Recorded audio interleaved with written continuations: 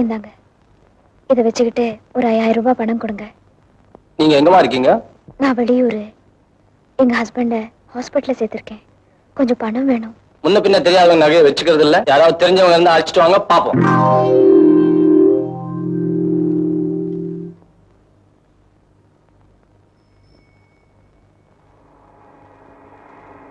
கௌரி,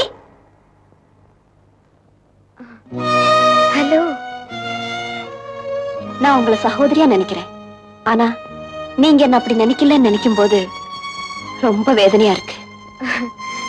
ஏங்க அப்படியெல்லாம் பேசுறீங்க?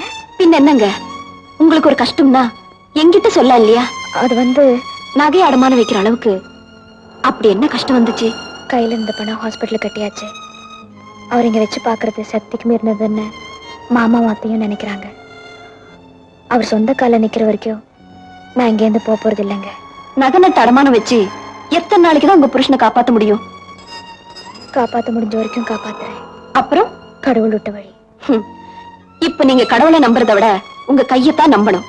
படிச்சவங்க நீங்க ஏன் வேலைக்கு போக கூடாது? நான் என்னைக்கோ அதுக்கு என்ன தயார் பண்ணிக்கிட்டேன். ஆனா நான் வேலைக்கு போறது அவருக்கு பிடிக்கலங்க. புருஷனுக்கு தலையாட்ட வேண்டிய நேரத்துல தலையாட்டணும், அவரை தலையாட்ட வைக்க வேண்டிய நேரத்துல தலையாட்ட வைக்கணும். புரியுதுங்களா? இப்ப நீங்க ரெடின்னு சொல்லுங்க. எங்க கம்பெனிலேயே உங்களுக்கு ஒரு வேலை வாங்கி தர வேண்டியது என் பொறுப்பு. எப்படி, மார்வாடி கடை பக்கம் போறீங்களா இல்ல என் பக்கம் வர்றீங்களா?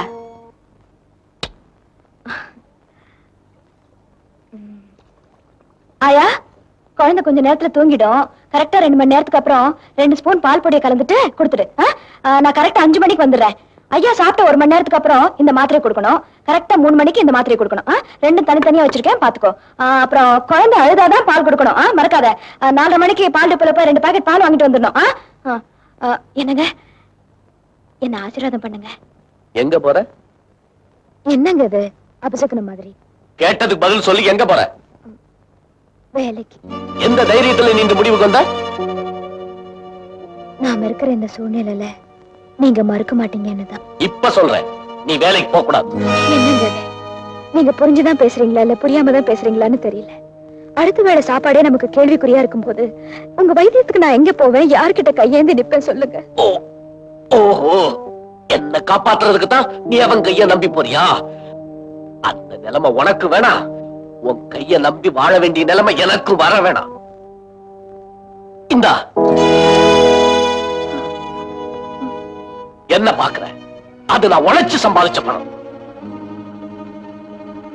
நான் இப்படி மொடமாவேன்னு தெரிஞ்ச என்னவோ ஆண்டவன் அன்னைக்கே எனக்கு நல்ல புத்தியை கொடுத்து 4 காசு சேர்த்து வைக்க வச்சான். அந்த காசுக்கு சக்தி இருந்தா என்ன எழுந்து நடக்க வைக்கட்டும். இல்ல நான் மொடமாவே இருந்துட்டு போறேன். என்னமோ பெருசா லட்சக்கணக்கில் சேர்த்து வச்ச மாதிரி பேசுறீங்களே. அந்த 10,000 ரூபாய் நம்மள காலம் பூரா வச்சு காப்பாத்துமா? இந்த வீட்டுல நம்ம 2 பேரும் மட்டும் இல்லைங்க, நம்மள நம்பி ஒரு ஜீவன் இருக்கு. அது ஞாபகம் வச்சுக்கோங்க. இப்ப நான் ஆசீர்வாதம் பண்ண போறீங்களா இல்லையா? வேண்டாம், உங்க ஆசீர்வாதம் எனக்கு எப்போ இருக்கும்.